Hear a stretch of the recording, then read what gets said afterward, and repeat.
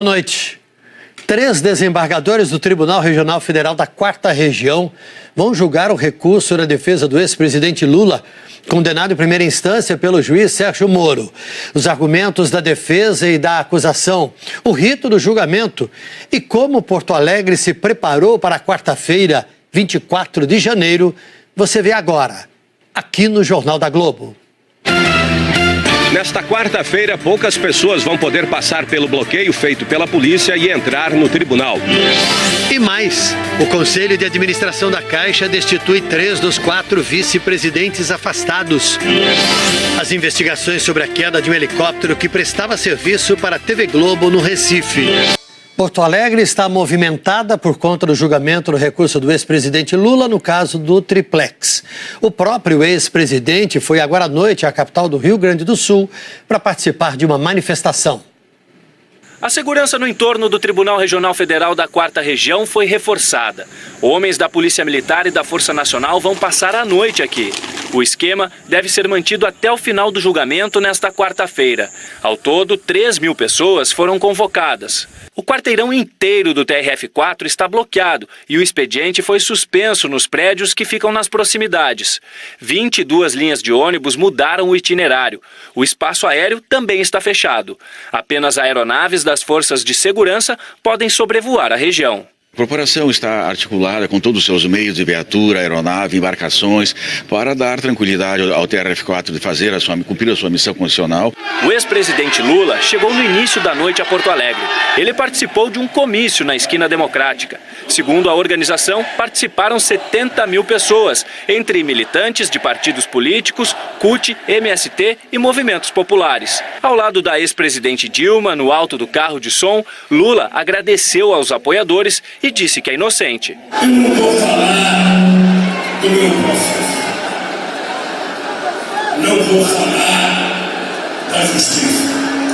Primeiro, porque eu tenho advogados competentes que já provaram a minha inocência. Segundo,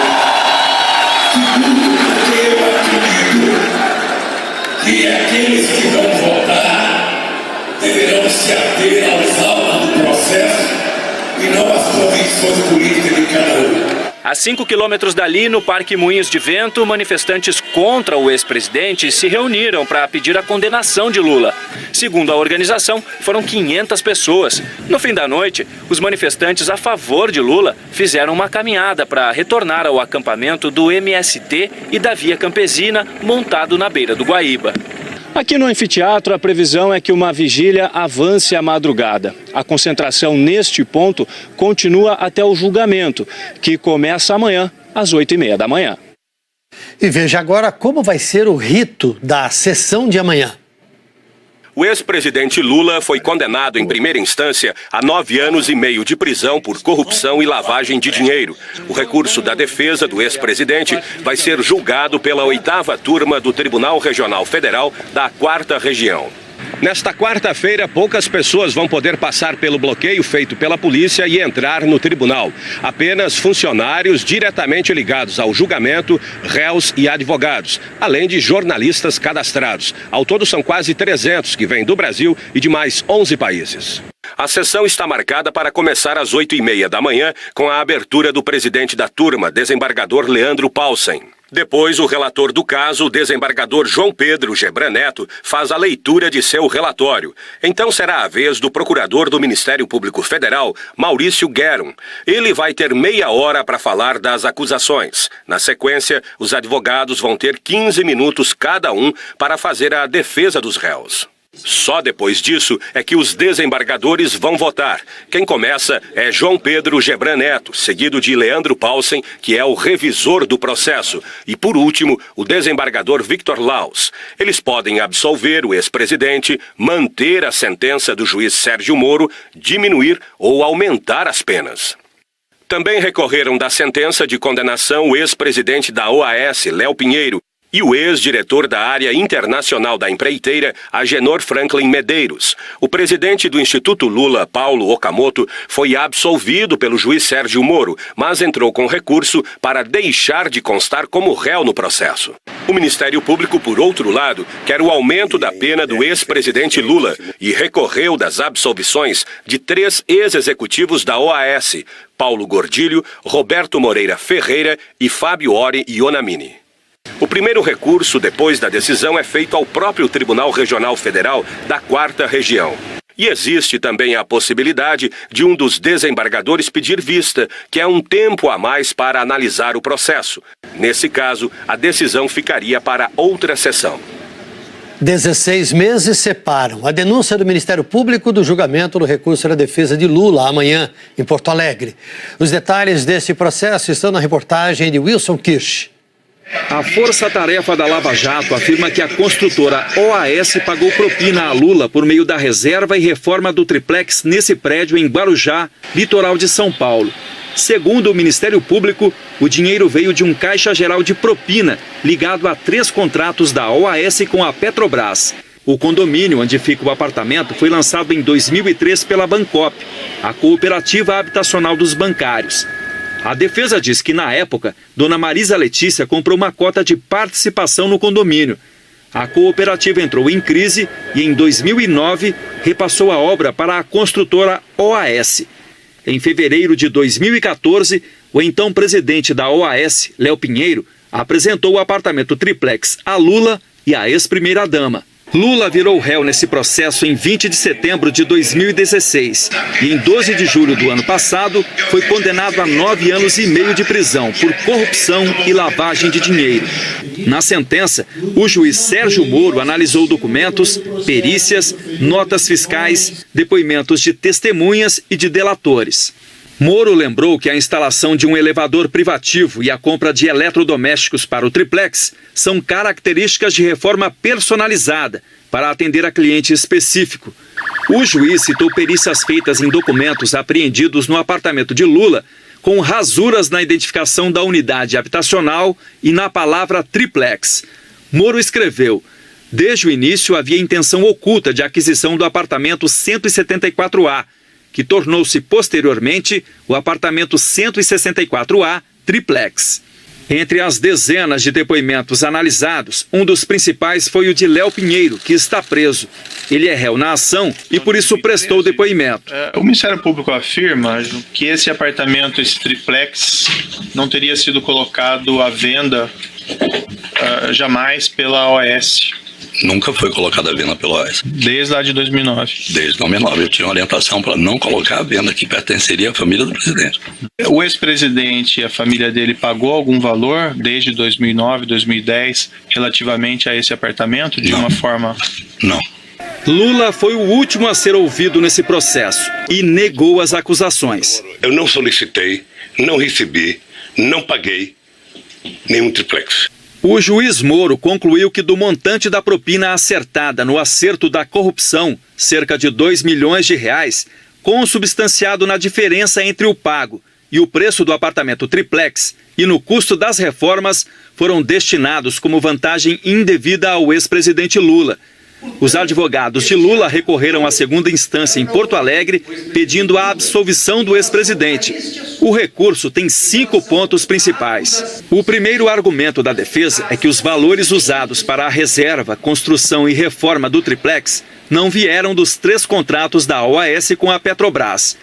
Os advogados citam o próprio Sérgio Moro, que, ao responder um dos questionamentos da defesa sobre a sentença, escreveu: esse juízo jamais afirmou na sentença ou em lugar algum que os valores obtidos pela construtora OAS nos contratos com a Petrobras foram utilizados para pagamento da vantagem indevida para o ex-presidente. Os advogados dizem que isso afasta a competência do juízo para processar e julgar o feito. No segundo argumento, os advogados de Lula afirmam que Moro negou pedidos de perícias, impedindo a produção de provas. A defesa queria saber, por exemplo, a origem do dinheiro usado na obra do condomínio onde fica o triplex. Os advogados afirmam que nos crimes de lavagem de dinheiro, a principal ferramenta para sua apuração é a rastreabilidade dos valores. No terceiro ponto, a defesa alega que a acusação julgada por Moro não é a mesma apresentada na denúncia do MPF. Segundo a defesa, Lula foi acusado de ser proprietário do triplex, mas foi condenado por ter recebido a oferta do apartamento. No quarto item, os advogados questionam a condenação de Lula por corrupção passiva, sem que fosse apontada qualquer vantagem indevida, solicitada ou recebida por ele em razão do cargo de presidente. Segundo os advogados, sem identificar um ato de ofício como causa da suposta vantagem indevida, o juiz teve que recorrer a atos de ofício indeterminados. No último argumento, os advogados alegam que Sérgio Moro usa como única base real para a condenação a narrativa isolada do co-réu Léo Pinheiro, acerca de um fantasioso Caixa Geral de Propinas e a afirmada compensação com os valores relativos à aquisição e reforma. O Ministério Público Federal do Rio Grande do Sul apresentou ao TRF4 um parecer sobre o caso. O procurador Maurício Gueron, que atua junto ao tribunal, defendeu a sentença do juiz Sérgio Moro e rebateu os 5 pontos apresentados pelos advogados de Lula. O procurador afirmou que a defesa do ex-presidente faz uma interpretação equivocada da sentença e que o juiz Sérgio Moro concluiu o mesmo que estava na denúncia, que o recebimento do triplex está intrinsecamente relacionado ao recebimento de propinas dos contratos oriundos da Petrobras. O MPF afirma ainda que o juiz Sérgio Moro não diz na sentença que os valores obtidos pela OAS nos contratos com a Petrobras foram usados para pagamento de vantagem indevida ao ex-presidente. De acordo com o procurador, o argumento da defesa em nada servirá para demonstrar que o imóvel não pertencia ao réu, pois o que a denúncia afirma é o recebimento do apartamento como parte da propina destinada ao ex-presidente Lula, e não que o apartamento foi construído com valores oriundos deste ou daquele contrato. Em conversas com jornalistas, a acusação dá como exemplos diversos casos envolvendo outras empresas que pagaram propina para a obtenção de contratos da Petrobras, mas com dinheiro próprio, muitas vezes em contas no exterior, e não com dinheiro que receberiam do contrato. Por fim, o Ministério Público Federal no Rio Grande do Sul pede o aumento da pena para Lula. Nas alegações ao TRF4, os advogados de Lula fizeram 11 pedidos. Entre eles, a nulidade do processo, a absolvição do ex-presidente e o reconhecimento da prescrição dos crimes. E, em caso de nova condenação, querem que Lula recorra em liberdade. O TRF4 já afirmou que, mesmo condenado, o ex-presidente só poderá ser preso depois que todos os recursos forem julgados em Porto Alegre. E hoje foi dia de manifestações nas principais cidades brasileiras. Grupos contra e a favor do ex-presidente Lula saíram às ruas. Em frente à sede da Justiça Federal de Belo Horizonte, o movimento Vem Pra Rua fez uma manifestação em apoio à Operação Lava Jato. Os manifestantes levaram faixas contra o comunismo, a favor da ética e em homenagem ao juiz Sérgio Moro. Na Praça Afonso Arinos, no centro, o ato a favor de Lula foi promovido pelo Partido dos Trabalhadores. Os participantes tinham faixas contra a reforma da Previdência. Depois, seguiram em passeata pelo centro da cidade. Em São Paulo, a manifestação do movimento Vem Pra Rua foi na Avenida Paulista e pediu a condenação do ex-presidente. Nas faixas, a defesa da justiça. Por volta das 8h30 da noite, os manifestantes se dispersaram. A uma quadra dali, em frente ao Tribunal Federal de São Paulo, os defensores do ex-presidente montaram um acampamento. Eles devem permanecer no local até o julgamento desta quarta-feira. No Guarujá, litoral paulista, em frente ao prédio do Triplex, um grupo pediu a prisão do ex-presidente Lula.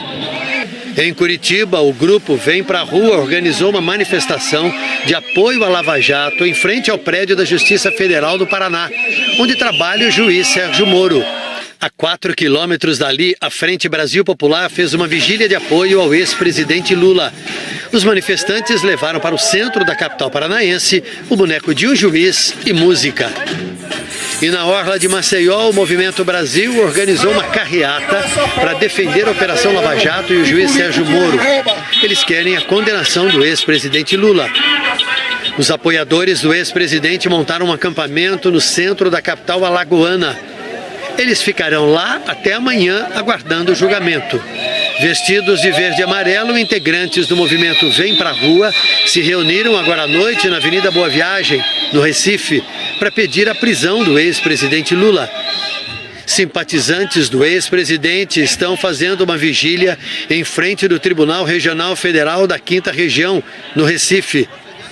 Em Salvador, o ato em defesa de Lula foi em frente ao Fórum Rui Barbosa, no centro da capital, com representantes de centrais sindicais, estudantes e partidos políticos. No Rio, o movimento Vem Pra Rua se concentrou na Avenida Atlântica, em Copacabana, e fez uma caminhada em direção ao Leme. A pista junto à praia foi interditada. E como ficaram os mercados, como reagiram os mercados hoje na véspera do julgamento do recurso do ex-presidente Lula? Assunto para o nosso comentarista Carlos Alberto Sardenberg.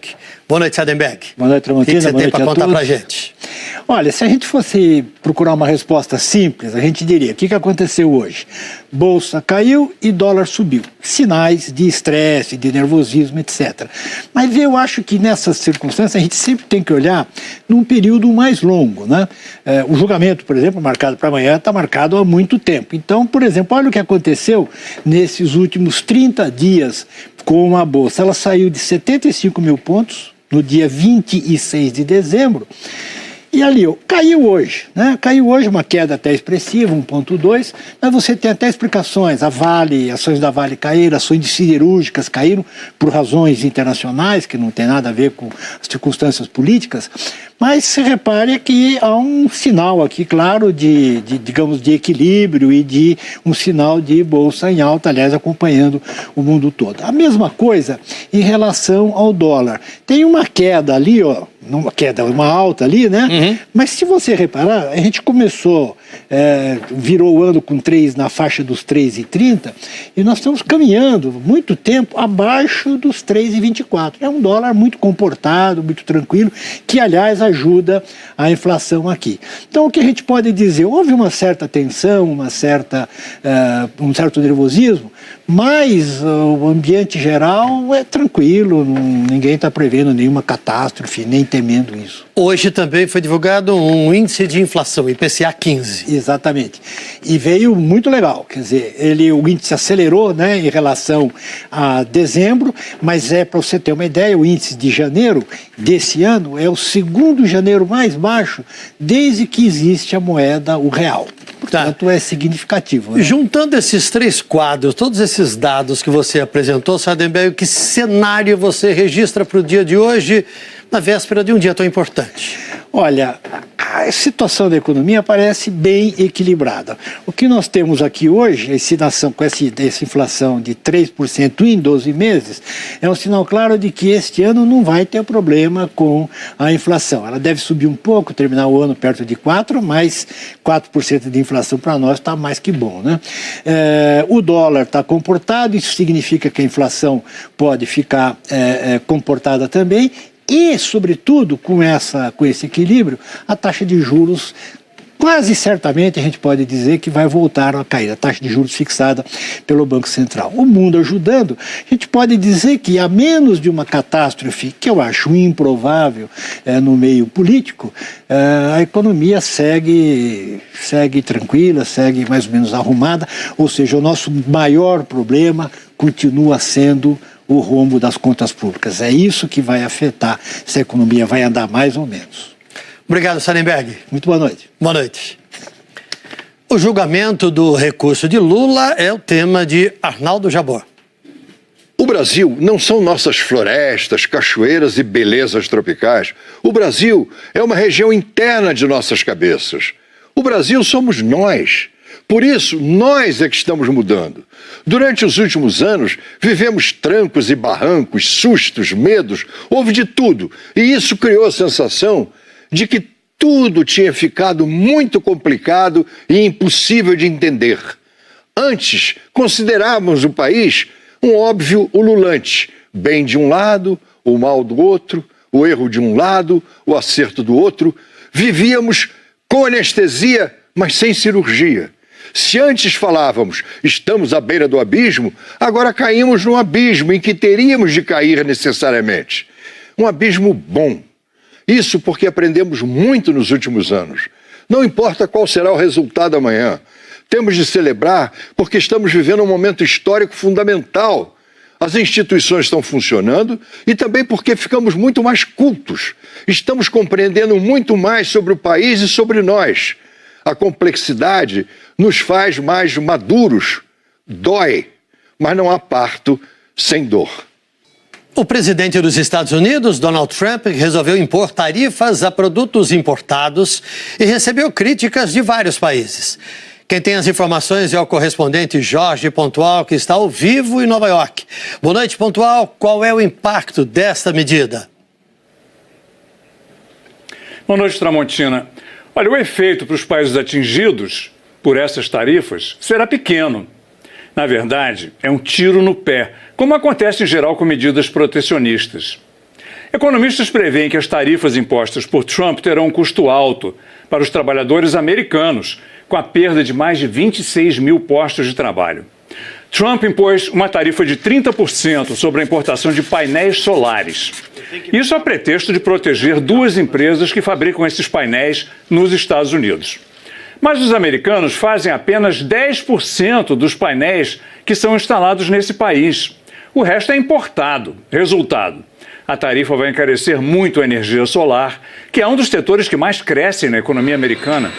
Com os preços mais altos, menos consumidores vão comprar energia solar. Milhares de americanos que trabalham na instalação desses painéis vão perder seus empregos. A China e a Coreia do Sul, que dominam esse mercado no mundo, protestaram contra a tarifa e disseram que vão recorrer à Organização Mundial do Comércio. Só que a OMC, em casos anteriores, julgou contra medidas protecionistas dos Estados Unidos. A Casa Branca avisa que mais medidas como essa vêm por aí. Elas contarão pontos para Trump entre seus eleitores, mas vão custar empregos, aumentar os preços e podem ser altamente prejudiciais para a economia americana. O nacionalismo populista é o seu próprio pior inimigo, Tramontina. Obrigado, Pontual. E Donald Trump nem chegou a Davos, na Suíça, para o Fórum Econômico Mundial, e as medidas protecionistas impostas por ele já receberam muitas críticas. Donald Trump só discursa em Davos na sexta-feira, mas em várias cidades suíças só dá ele. Manifestantes foram às ruas em Lausanne, Friburgo, Zurique e Genebra. Como vivemos num mundo globalizado, é claro que se protestarmos aqui, podemos ter um impacto também no exterior, disse esse estudante. Houve protesto até em Davos, apesar de as autoridades locais terem proibido manifestações, alegando o caos provocado pela neve. Neste primeiro dia, a atriz Cate Blanchett, embaixadora da boa vontade da Agência da ONU para Refugiados, foi às lágrimas ao lembrar a história de uma família síria que precisou fugir da guerra.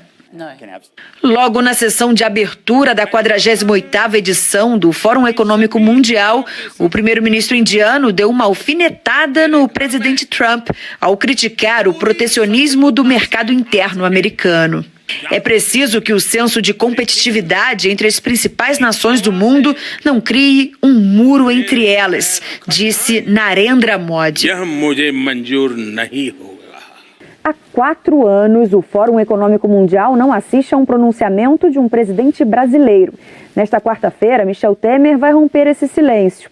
Antes de chegar aos Alpes suíços, o presidente ressaltou o objetivo dele aqui em Davos. Nossa esperança aqui é que os investidores que aqui estejam, se interessem cada vez mais pelo Brasil e possam levar capitais para lá. A Caixa Econômica Federal devolveu o cargo a um dos 4 vice-presidentes afastados na semana passada, mas destituiu os outros 3. Durou quase o dia todo a primeira reunião do Conselho de Administração, seguindo o novo Estatuto do Banco. Os conselheiros tiraram definitivamente dos cargos Antônio Carlos Ferreira, Roberto Derzier de Santana e Deusdina dos Reis Pereira. Eles já tinham sido afastados semana passada por suspeita de corrupção. Antônio Carlos Ferreira declarou que ainda está tentando entender os fundamentos para a exoneração dele e que confia na justiça. Roberto Derzier de Santana disse que jamais cometeu qualquer ato irregular nos 35 anos de serviços prestados à Caixa. Deusdina dos Reis Pereira não retornou ao nosso contato. Um dos vice-presidentes foi reconduzido, José Henrique Marques da Cruz. No caso dele, de acordo com o banco, não há elementos que comprovem atuação ilegal. A Caixa diz que vai começar um processo competitivo de seleção com apoio de empresa especializada para todos os 12 cargos de vice-presidente. O processo vai ser feito nos próximos 12 meses. O Conselho também descartou a permissão dada por lei para que a Caixa usasse até 15 bilhões de reais do FGTS para ampliar empréstimos. Essa capitalização foi duramente criticada pelo Ministério Público de Contas e por economistas. As alternativas adotadas são a Caixa diminuir o repasse de dividendos para o Tesouro Nacional, vender parte da carteira de crédito e emitir títulos de dívida perpétua no mercado internacional.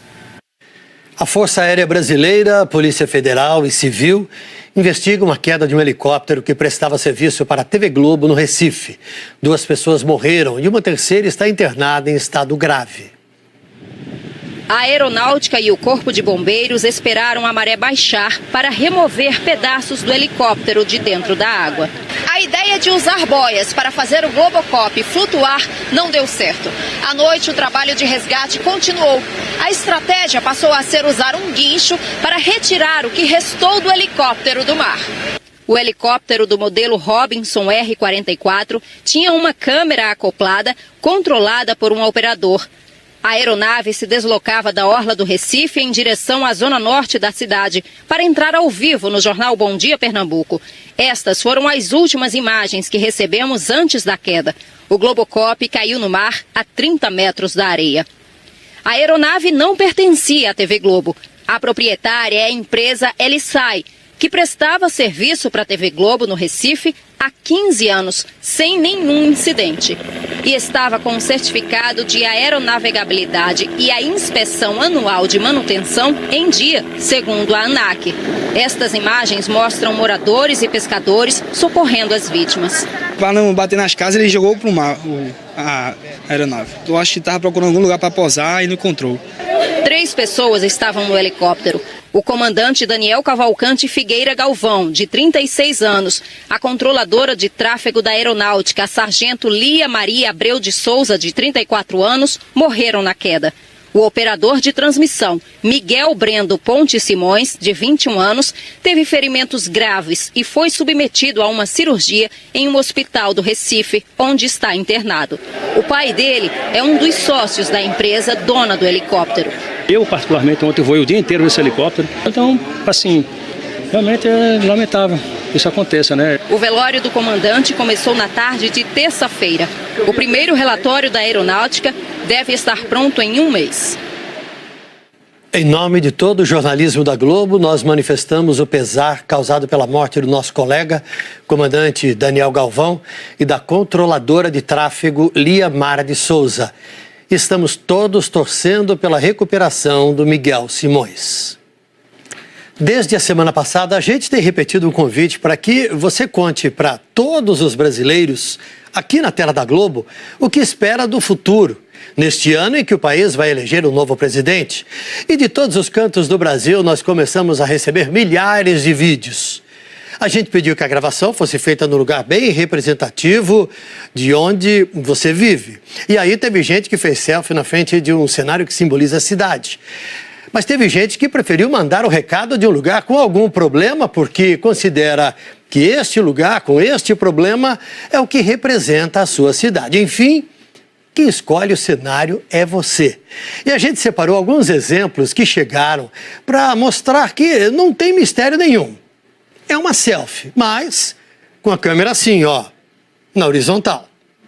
Meu nome é Décio Boff, o meu é Maicon Told. Somos de Flores da Cunha, Rio Grande do Sul. Queremos um Brasil assim, limpo, transparente e pacífico. Sou Jorge Luiz, do Jardim Noia, São João de Meriti, Rio de Janeiro. Eu quero um Brasil sem covardia, sem sofrimento, sem miséria. Nesse mundo, se todo mundo fizesse um pouquinho, talvez o mundo não fosse tão imundo. Falo de Caruaru, o que eu desejo para o futuro do meu Brasil, que a educação e a saúde seja prioridade. O meu é Maria, o que eu desejo para o futuro do Brasil é salário digno para nossos professores, um Brasil sem corrupção. Aqui em Minas Novas, Minas Gerais, né? Aqui quem tá falando é o Zé Júlio. E eu não quero mostrar beleza nenhuma, não. Aí a pergunta é, que país que eu quero para mim? Eu quero um país que o dinheiro da gente não fica jogado fora, fazendo esse asfalto colado de cuspe aqui, não. Porque isso aqui tá uma vergonha. Isso aí. Para ter a oportunidade de representar a sua cidade aqui na tela da Globo, é só mandar um vídeo para a gente. Você encontra todas as orientações de como gravar na nossa página na internet ou no site g1.com.br/Brasil que eu quero, tudo junto. A Globo fica por aqui. Para rever nossas reportagens, basta ir ao Globoplay. Outras notícias no Hora 1. Assista agora a série Supergirl. Boa noite e até amanhã. Turismo bom. Isso porque aprendemos muito nos últimos anos. Não importa qual será o resultado amanhã. Temos de celebrar porque estamos vivendo um momento histórico fundamental.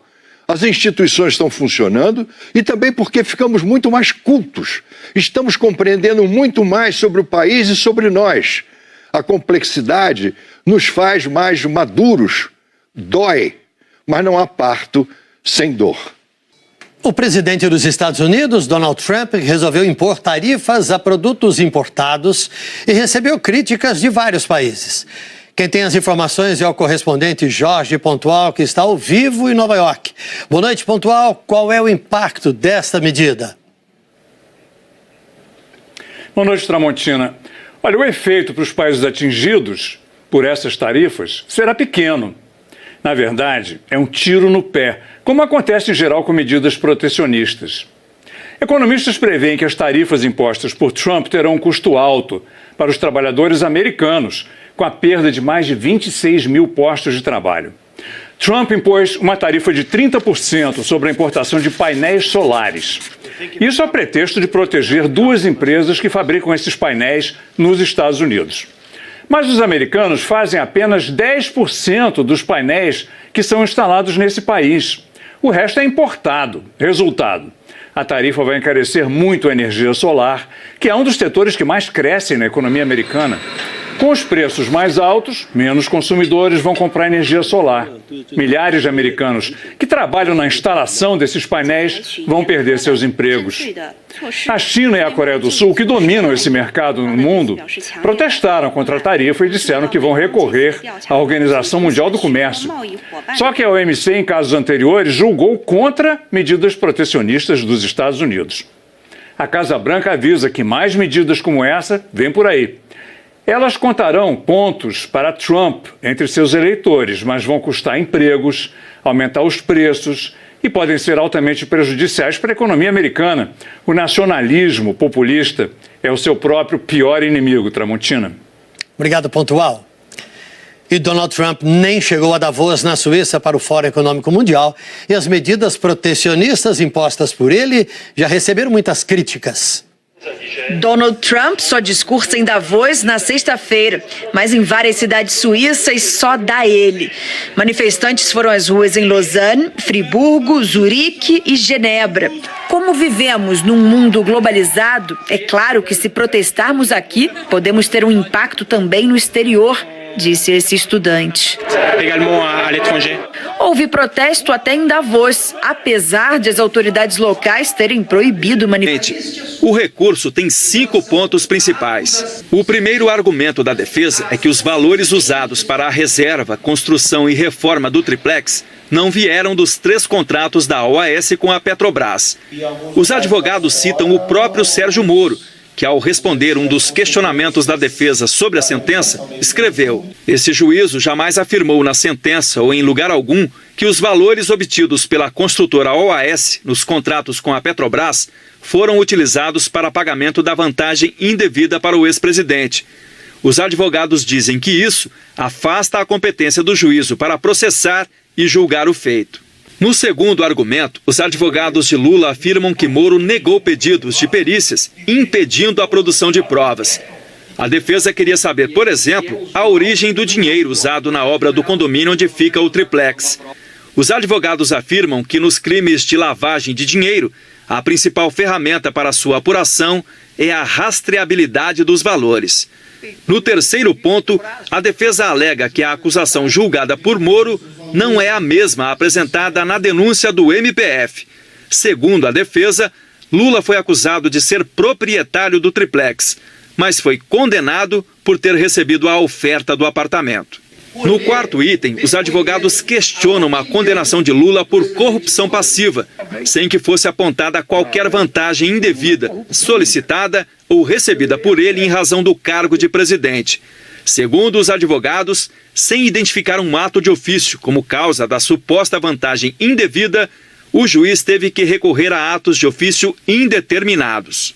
No último argumento, os advogados alegam que Sérgio Moro usa como única base real para a condenação a narrativa isolada do Corréu Léo Pinheiro, acerca de um fantasioso Caixa Geral de Propinas e a afirmada compensação com os valores relativos à aquisição e reforma. O Ministério Público Federal do Rio Grande do Sul apresentou ao TRF4 um parecer sobre o caso. O procurador Maurício Gueron, que atua junto ao tribunal, defendeu a sentença do juiz Sérgio Moro e rebateu os 5 pontos apresentados pelos advogados de Lula. O procurador afirmou que a defesa do ex-presidente faz uma interpretação equivocada da sentença e que o juiz Sérgio Moro concluiu o mesmo que estava na denúncia, que o recebimento do triplex está intrinsecamente relacionado ao recebimento de propinas dos contratos oriundos da Petrobras.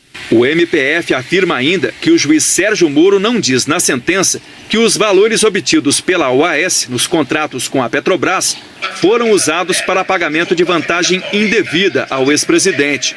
De acordo com o procurador, o argumento da defesa em nada servirá para demonstrar que o imóvel não pertencia ao réu.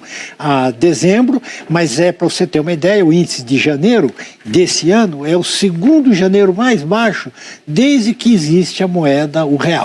Portanto, é significativo. Né? Juntando esses 3 quadros, todos esses dados que você apresentou, Sardenberg, que cenário você registra para o dia de hoje, na véspera de um dia tão importante? Olha, a situação da economia parece bem equilibrada. O que nós temos aqui hoje, com essa inflação de 3% em 12 meses, é um sinal claro de que este ano não vai ter problema com a inflação. Ela deve subir um pouco, terminar o ano perto de 4%, mas 4% de inflação para nós está mais que bom, né? O dólar está comportado, isso significa que a inflação pode ficar comportada também.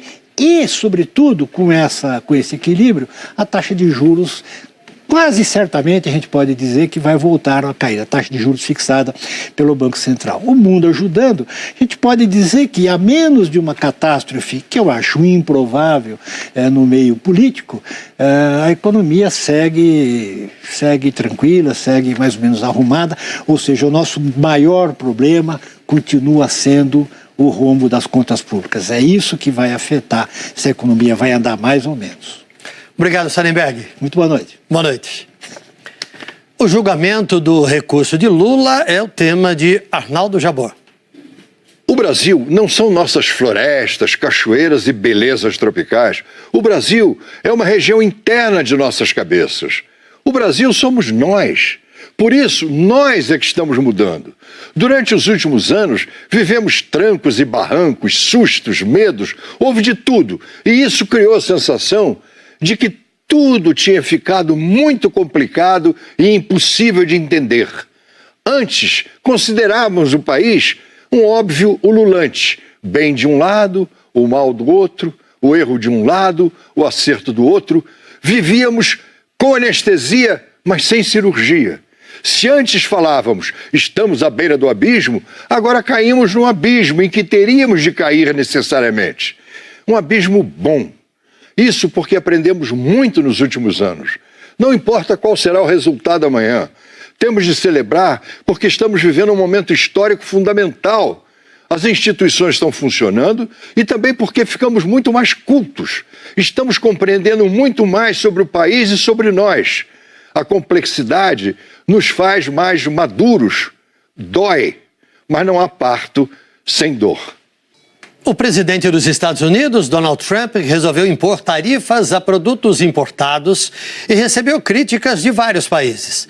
Quem tem as informações é o correspondente Jorge Pontual, que está ao vivo em Nova York. São ao Leme. A pista junto à praia foi interditada. E como ficaram os mercados, como reagiram os mercados hoje na véspera do julgamento do recurso do ex-presidente Lula? Assunto para o nosso comentarista Carlos Alberto Sardenberg. Boa noite, Sardenberg. Boa noite, Tramontina. O que você tem para contar para a gente? Olha, se a gente fosse procurar uma resposta simples, a gente diria, o que aconteceu hoje? Bolsa caiu e dólar subiu. Sinais de estresse, de nervosismo, etc. Mas eu acho que nessas circunstâncias a gente sempre tem que olhar num período mais longo, né? O julgamento, por exemplo, marcado para amanhã, está marcado há muito tempo. Então, por exemplo, olha o que aconteceu nesses últimos 30 dias com a Bolsa. Ela saiu de 75 mil pontos no dia 26 de dezembro, e ali, caiu hoje, né? Caiu hoje, uma queda até expressiva, 1,2, mas você tem até explicações. A Vale, ações da Vale caíram, ações de siderúrgicas caíram por razões internacionais, que não tem nada a ver com as circunstâncias políticas, mas se repare que há um sinal aqui, claro, digamos, de equilíbrio e de um sinal de bolsa em alta, aliás, acompanhando o mundo todo. A mesma coisa em relação ao dólar. Tem uma queda ali, uma alta ali, né? Uhum. Mas se você reparar, a gente começou, virou o ano com na faixa dos 3,30 e nós estamos caminhando muito tempo abaixo dos 3,24. É um dólar muito comportado, muito tranquilo, que, aliás, ajuda a inflação aqui. Então, o que a gente pode dizer? Houve uma certa tensão, um certo nervosismo, mas o ambiente geral é tranquilo, ninguém está prevendo nenhuma catástrofe, nem temendo isso. Hoje também foi divulgado um índice de inflação, IPCA 15. Exatamente. E veio muito legal, quer dizer, o índice acelerou, né, em relação a dezembro, mas para você ter uma ideia, o índice de janeiro desse ano é o segundo janeiro mais baixo desde que existe a moeda, o real. Portanto, é significativo. Né? Juntando esses três quadros, todos esses dados que você apresentou, Sardenberg, que cenário você registra para o dia de hoje, na véspera de um dia tão importante? Olha, a situação da economia parece bem equilibrada. O que nós temos aqui hoje, a ensinação com essa inflação de 3% em 12 meses, é um sinal claro de que este ano não vai ter problema com a inflação. Ela deve subir um pouco, terminar o ano perto de 4%, mas 4% de inflação para nós está mais que bom, né? O dólar está comportado, isso significa que a inflação pode ficar comportada também.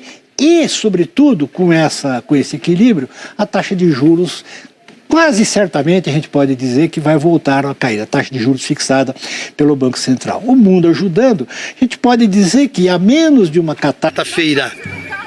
No Guarujá, litoral paulista, em frente ao prédio do Triplex, um grupo pediu a prisão do ex-presidente Lula.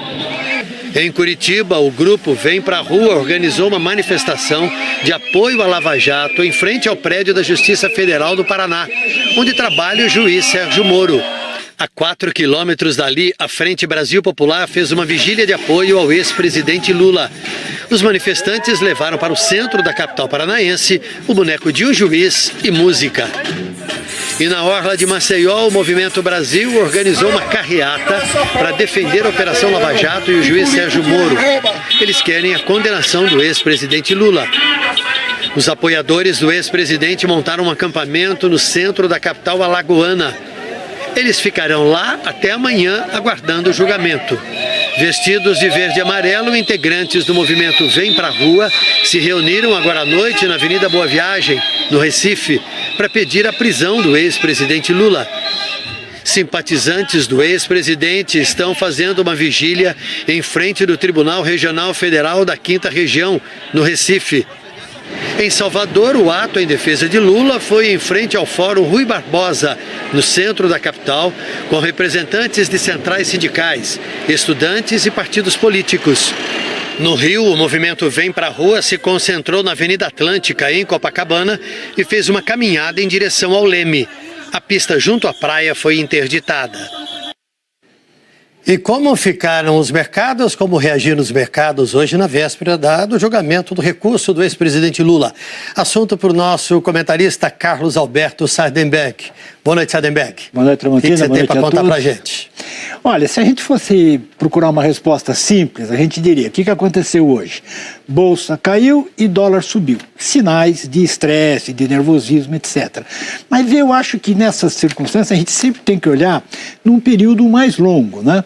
O julgamento, por exemplo, marcado para amanhã, está marcado há muito tempo. Então, por exemplo, olha o que aconteceu nesses últimos 30 dias com a Bolsa. Ela saiu de 75 mil pontos no dia 26 de dezembro, e ali, caiu hoje, né? Caiu hoje, uma queda até expressiva, 1,2, mas você tem até explicações. A Vale, ações da Vale caíram, ações de siderúrgicas caíram por razões internacionais, que não tem nada a ver com as circunstâncias políticas, mas se repare que há um sinal aqui, claro, digamos, de equilíbrio e de um sinal de bolsa em alta, aliás, acompanhando o mundo todo. A mesma coisa em relação ao dólar. Tem uma queda ali, uma alta ali, né? Uhum. Mas se você reparar, a gente começou, virou o ano com na faixa dos 3,30 e nós estamos caminhando muito tempo. Dentro dos painéis que são instalados nesse país. O resto é importado. Resultado, a tarifa vai encarecer muito a energia solar, que é um dos setores que mais crescem na economia americana. Com os preços mais altos, menos consumidores vão comprar energia solar. Milhares de americanos que trabalham na instalação desses painéis vão perder seus empregos. A China e a Coreia do Sul, que dominam esse mercado no mundo, protestaram contra a tarifa e disseram que vão recorrer à Organização Mundial do Comércio. Só que a OMC, em casos anteriores, julgou contra medidas protecionistas dos Estados Unidos. A Casa Branca avisa que mais medidas como essa vêm por aí. Elas contarão pontos para Trump entre seus eleitores, mas vão custar empregos, aumentar os preços e podem ser altamente prejudiciais para a economia americana. O nacionalismo populista é o seu próprio pior inimigo, Tramontina. Obrigado, Pontual. E Donald Trump nem chegou a Davos, na Suíça, para o Fórum Econômico Mundial. E as medidas protecionistas impostas por ele já receberam muitas críticas. Donald Trump só discursa em Davos na sexta-feira, mas em várias cidades suíças só dá ele. Manifestantes foram às ruas em Lausanne, Friburgo, Zurique e Genebra. Como vivemos num mundo globalizado, é claro que se protestarmos aqui, podemos ter um impacto também no exterior, disse esse estudante. Houve protesto até em Davos, apesar de as autoridades locais terem proibido manifestações alegando o caos provocado pela neve. Neste primeiro dia, a atriz Cate Blanchett, embaixadora da boa vontade da Agência da ONU para Refugiados, foi às lágrimas ao lembrar a história de uma família síria que precisou fugir da guerra. Logo na sessão de abertura da 48ª edição do Fórum Econômico Mundial, o primeiro-ministro indiano deu uma alfinetada no presidente Trump ao criticar o protecionismo do mercado interno americano. É preciso que o senso de competitividade entre as principais nações do mundo não crie um muro entre elas, disse Narendra Modi. Há 4 anos, o Fórum Econômico Mundial não assiste a um pronunciamento de um presidente brasileiro. Nesta quarta-feira, Michel Temer vai romper esse silêncio. Antes de chegar aos Alpes suíços, o presidente ressaltou o objetivo dele aqui em Davos. Nossa esperança aqui é que os investidores que aqui estejam, se interessem cada vez mais pelo Brasil e possam levar capitais para lá. A Caixa Econômica Federal devolveu o cargo a um dos 4 vice-presidentes afastados na semana passada, mas destituiu os outros 3. Durou quase o dia todo a primeira reunião do Conselho. A defesa diz que, na época, Dona Marisa Letícia comprou uma cota de participação no condomínio. A cooperativa entrou em crise e, em 2009, repassou a obra para a construtora OAS. Em fevereiro de 2014, o então presidente da OAS, Léo Pinheiro, apresentou o apartamento triplex a Lula e à ex-primeira-dama. Lula virou réu nesse processo em 20 de setembro de 2016 e em 12 de julho do ano passado foi condenado a 9 anos e meio de prisão por corrupção e lavagem de dinheiro. Na sentença, o juiz Sérgio Moro analisou documentos, perícias, notas fiscais, depoimentos de testemunhas e de delatores. Moro lembrou que a instalação de um elevador privativo e a compra de eletrodomésticos para o triplex são características de reforma personalizada para atender a cliente específico. O juiz citou perícias feitas em documentos apreendidos no apartamento de Lula, com rasuras na identificação da unidade habitacional e na palavra triplex. Moro escreveu: desde o início havia intenção oculta de aquisição do apartamento 174A, que tornou-se posteriormente o apartamento 164A triplex. Entre as dezenas de depoimentos analisados, um dos principais foi o de Léo Pinheiro, que está preso. Ele é réu na ação e por isso prestou depoimento. O Ministério Público afirma que esse apartamento, esse triplex, não teria sido colocado à venda jamais pela OAS. Nunca foi colocado à venda pela OAS. Desde lá de 2009. Desde 2009. Eu tinha uma orientação para não colocar à venda, que pertenceria à família do presidente. O ex-presidente e a família dele pagou algum valor desde 2009, 2010, relativamente a esse apartamento, de uma forma... Não. Lula foi o último a ser ouvido nesse processo e negou as acusações. Eu não solicitei, não recebi, não paguei nenhum triplex. O juiz Moro concluiu que do montante da propina acertada no acerto da corrupção, cerca de R$2 milhões, consubstanciado na diferença entre o pago e o preço do apartamento triplex e no custo das reformas, foram destinados como vantagem indevida ao ex-presidente Lula. Os advogados de Lula recorreram à segunda instância em Porto Alegre, pedindo a absolvição do ex-presidente. O recurso tem 5 pontos principais. O primeiro argumento da defesa é que os valores usados para a reserva, construção e reforma do triplex não vieram dos 3 contratos da OAS com a Petrobras. Os advogados citam o próprio Sérgio Moro, que ao responder um dos questionamentos da defesa sobre a sentença, escreveu: esse juízo jamais afirmou na sentença ou em lugar algum que os valores obtidos pela construtora OAS nos contratos com a Petrobras foram utilizados para pagamento da vantagem